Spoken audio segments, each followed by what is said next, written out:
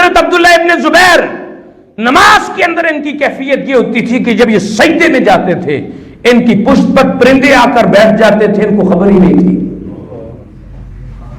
ایک مرتبہ یہ عبداللہ ابن زبیر نماز پڑھ رہے تھے، آپ کے قریب آپ کا بیٹا لیٹا ہوا تھا، اچانک اوپر سے بہت بڑا سانپ گرا، یا کسی دیوار سے یا کسی درخت سے، اس سانپ نے آپ کے لخت جگر کو اپنے اندر لپیٹ لیا، پورے در کے اندر کوہرام مچ گیا، لوگوں نے سانپ کو مارا، سانپ کو پھینک دیا۔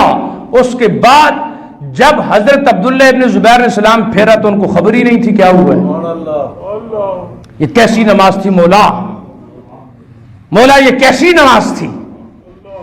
حضرت سیدنا فاروق اعظم جب آپ پر قاتلانہ حملہ ہوا، جس کے نتیجے میں آپ کی شہادت واقع ہوئی، چونکہ زخم بہت گہرے تھے، خون بہت زیادہ بہہ چکا تھا، اور پھر نقاہت اور کمزوری کے سبب بار بار آپ پر غشی طاری ہو جاتی تھی، بے ہوشی کے عالم میں چلے جاتے تھے، اس کے باوجود تاکید کے ساتھ اپنے گھر والوں کو یہ آرڈر کیا تھا، خبردار میرے گھر والوں سن لو، جب مسجد نبوی سے اللہ اکبر کی صدا آئے، عمر مرتا ہے تو مر جائے، عمر کو بیدار ضرور کرنا۔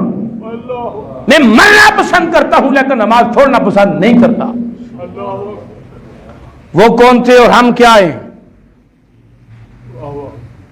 وہ لوگ جس سواری پر سوار ہوتے تھے، اس سواری کے سموں سے جو غبار اڑتا تھا، اس غبار کا چھوٹا سا ذرہ اگر ہماری ٹوپی پر پڑ جائے تو ہم سمجھتے ہیں کہ ہم اللہ کے ولی ہیں۔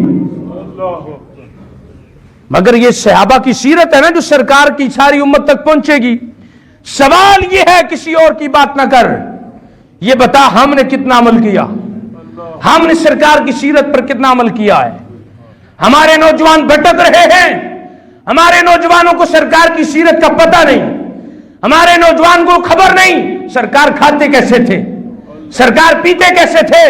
ارے ان نوجوانوں کی سینوں سے وہ سیرت مصطفیٰ کا کردار کہاں گیا؟ دیگر نبی امتی کی بات نہیں کر رہا، نبی یہ ترستے رہے، مولا اگر یہ امت ہمیں نہیں دیتا تو ہمیں امتی بنا دے۔ مگر اے امتی، کاش تو نے رات کی تنہائیوں میں بیٹھ کر یہ سوچا ہوتا کہ رب کائنات نے ہمیں کس محبوب کا غلام بنایا ہے، مگر نہیں، ہمارے اندر وہ مسلمان ہی نہیں۔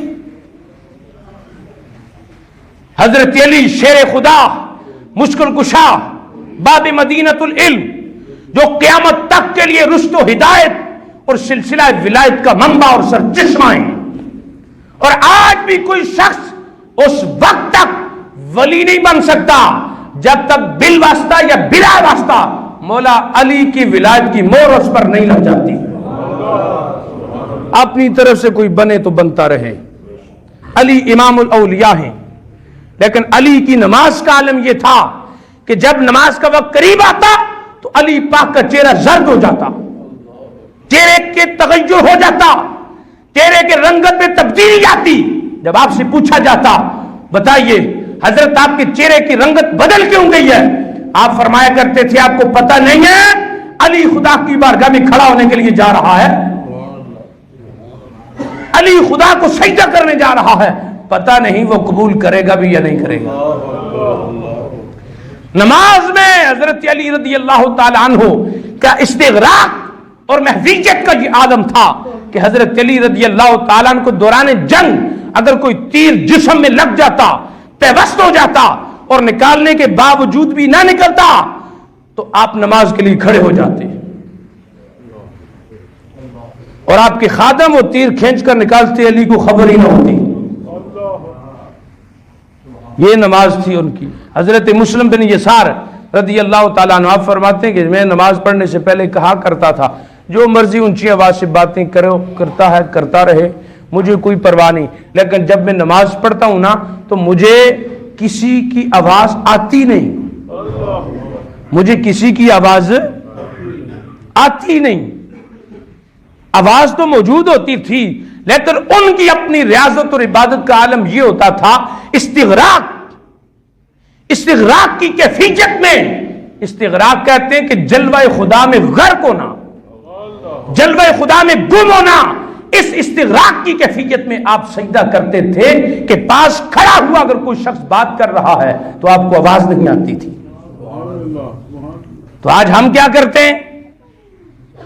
آج ہماری صورتحال کیا ہے؟ ہم دنیا کا سارا حساب و کتاب نماز میں کرتے ہیں. ہم دنیا کا سارا حساب و کتاب نماز میں کرتے ہیں. اور مستقبل میں کیا کرنا ہے، کیسے کرنا ہے، کیوں کرنا ہے، ہم دوران نماز پلاننگ بناتے ہیں. اور اسی منظر کی منظر کشی اقبال نے کی تھی. سر رکھ دیا زمین پر کبھی تو زمین سے آنے لگی صدا، تیرا دل ہے صنم آشنا تجھے کیا